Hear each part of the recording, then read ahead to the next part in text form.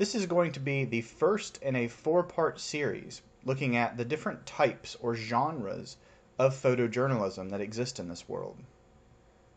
Sometimes we can glance over this. We can see someone out in the field with their camera taking pictures of something, and we just assume that photojournalism is all one big thing.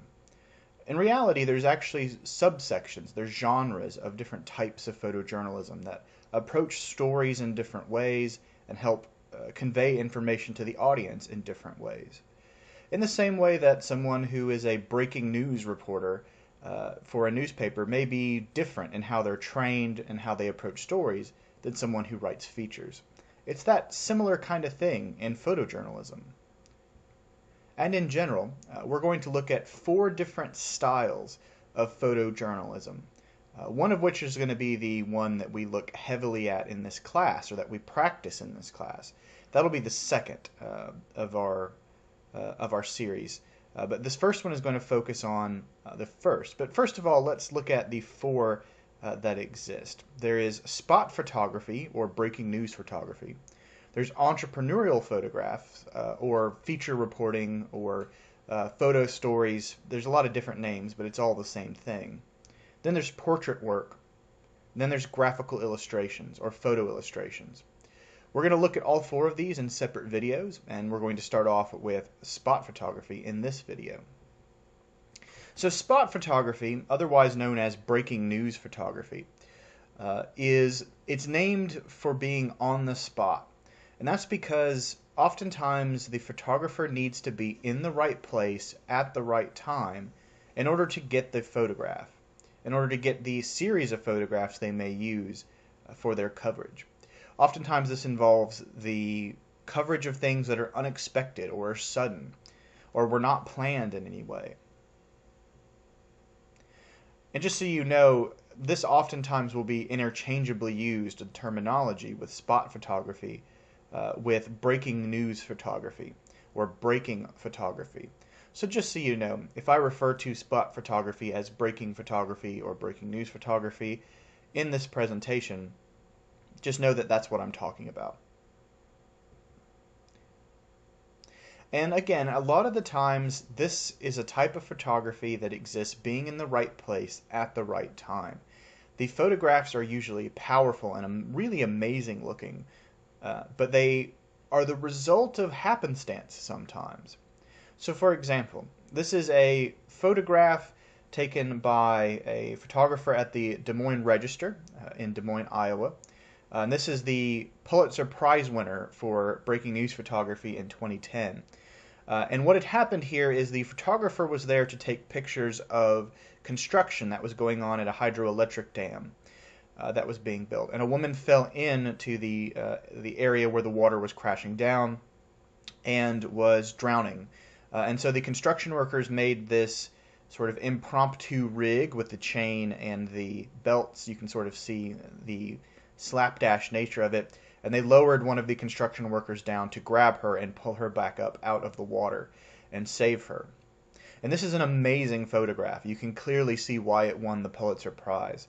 I love the stoic face on the construction worker, how he doesn't seem bothered by any of this. I love that you can't see the face of the woman who's being rescued. You only see the hand coming up. The angles of it are great. The fact that the water droplets are frozen in air is great. It's a really powerful, great photograph. But think about how this photograph comes to be. Think about how it exists. It's not like the photographer went to the dam, sat on the edge, and said, I'm going to wait until somebody falls in, and when they do, I'm going to get an amazing photograph. No, they happened to be there, taking pictures of the construction with their camera, when this amazing thing happened. So you can wait your whole life and never have something like this happen, but when it does, you may be the one to capture this amazing photograph. Another example of being in the right place at the right time, or maybe the wrong place at the wrong time. This is a photograph that was an award-winning photograph from 2014 from the New York Times. This won the Pulitzer Prize as well. This is a photograph taken inside of a shopping mall when there was a terrorist attack there, and it happened in Kenya. And the store that this is being this photograph is taken in was a store that was popular with a lot of reporters and media folks who were in Kenya at the time.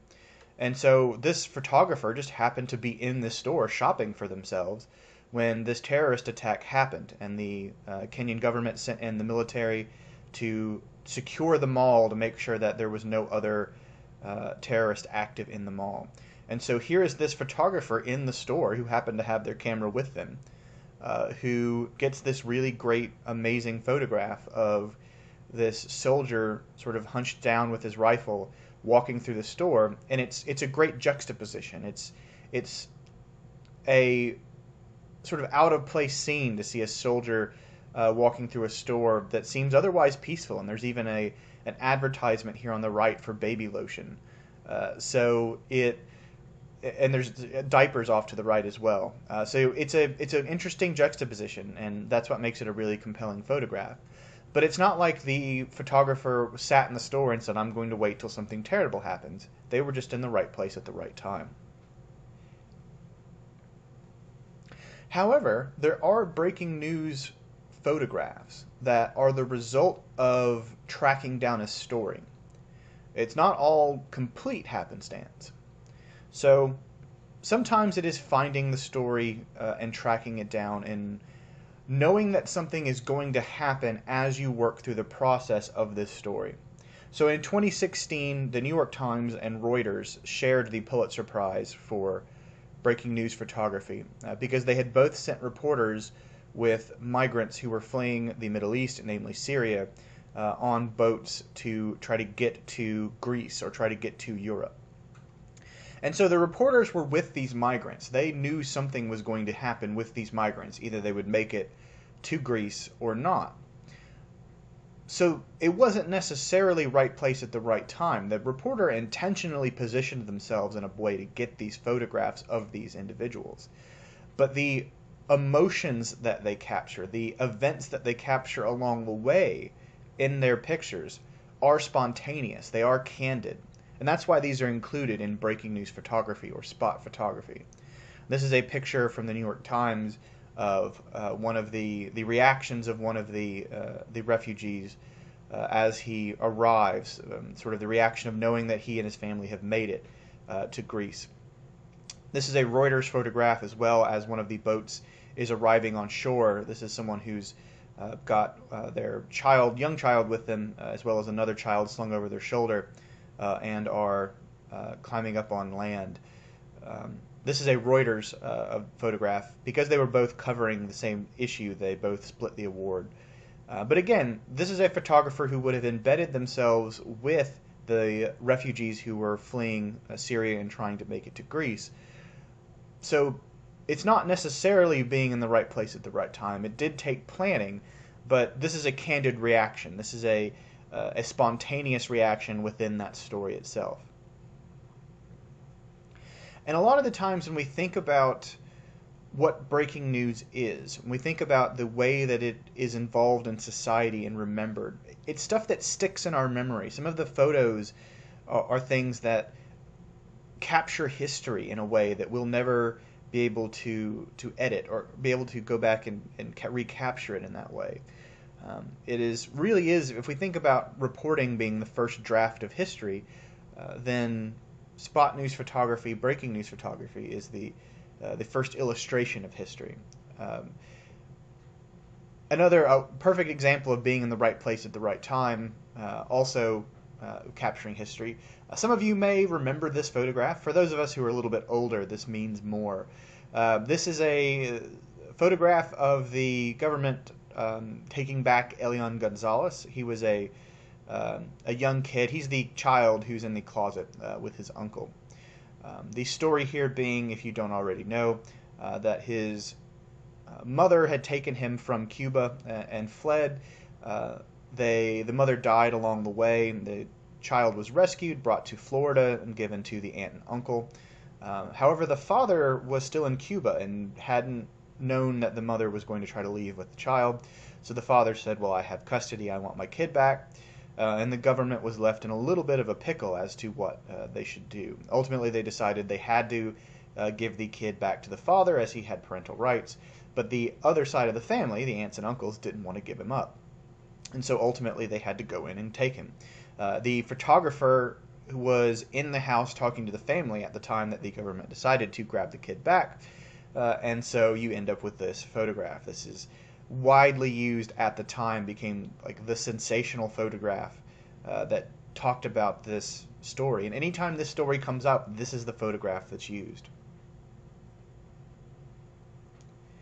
In the same way that when the wide-scale protests in Ferguson, Missouri a couple of years ago got really big, this became the photograph that exemplified the protests. This became like one of the identifying photographs. And this photograph was a Pulitzer Prize winner, along with some of the other photographs that these photographers take.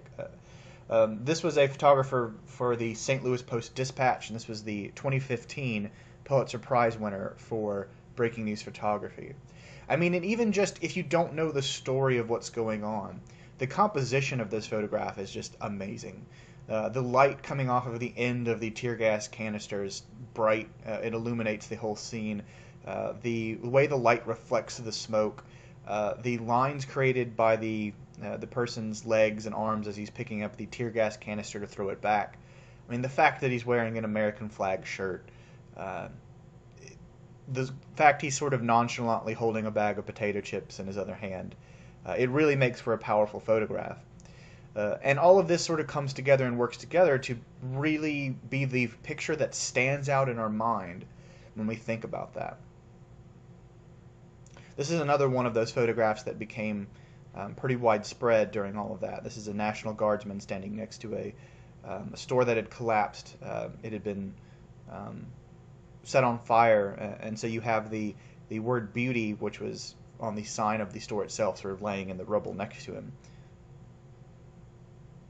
Now here's the thing, though. A lot of the examples we've looked at, the examples of the migrants or the refugees trying to get their kids on shore in Greece so they'll be safe, the picture of the United States government taking Elion Gonzalez back, or the photograph of the tear gas canister being picked up and thrown back, are all very hectic photographs.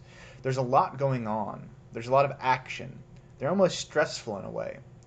But breaking news photography doesn't have to be hectic. It doesn't have to be actiony. A lot of times we can fall into this rut of thinking that there has to be tons and tons of action in breaking news photography. As a matter of fact, there can be really peaceful. It can be tranquil and calm. So this is a set of photographs that were taken by the Associated Press in 2013.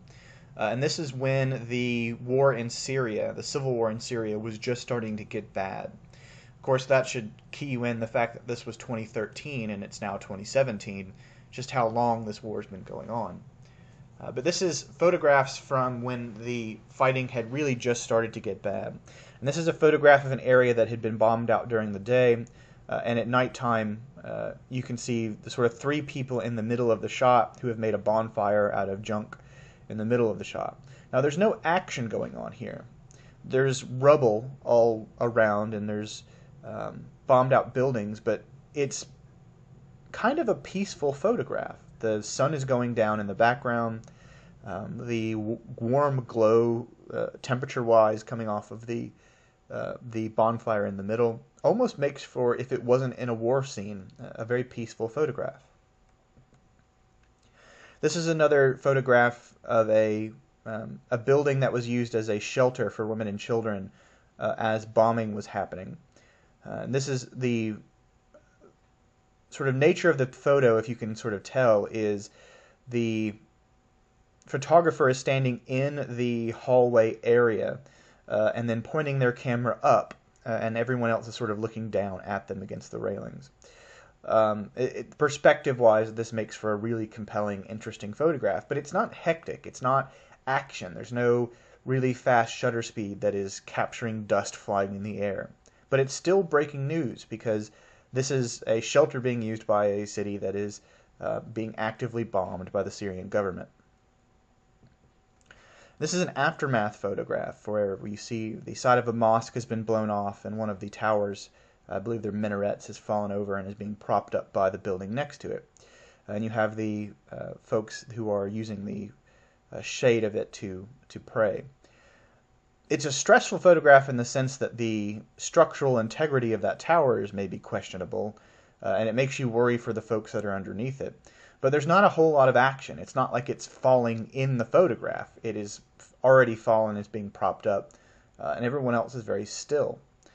So it's a stressful photograph in that you sort of worry for the folks in it, but it's not immediate action.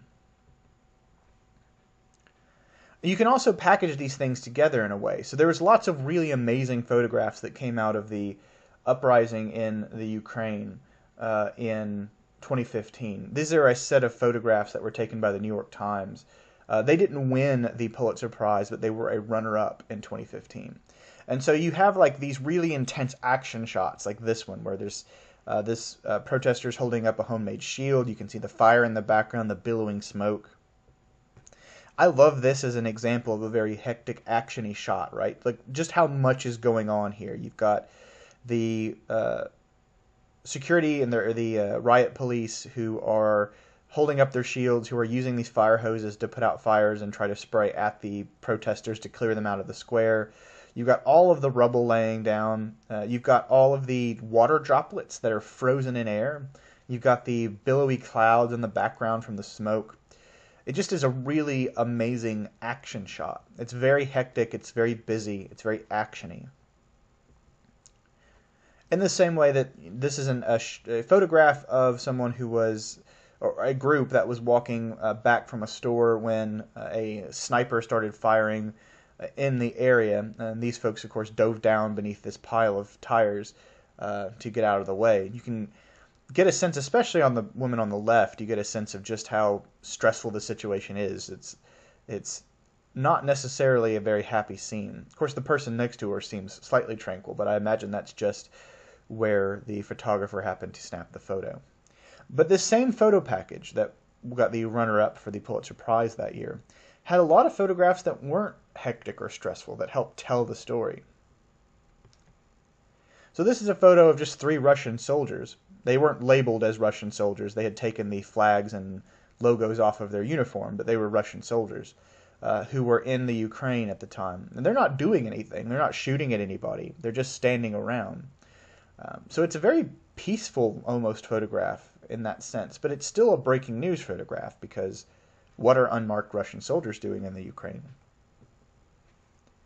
And this is a photograph that a lot of students really like. I really like as an example here. And this is a peaceful photograph, right? There's no action going on. There's just a house. It's a house that looks like it's had better days. There's a lot of sort of wear and tear on it. And there's a woman walking up the stairs. You see the light coming down from the top of the stairs. But of course, the thing that makes it interesting, the thing that makes it an interesting juxtaposition, as you were, is the fact that she is carrying 2 AK-47s up the stairs. She actually is an anti-Russian rebel in the area of Crimea where this was being fought over.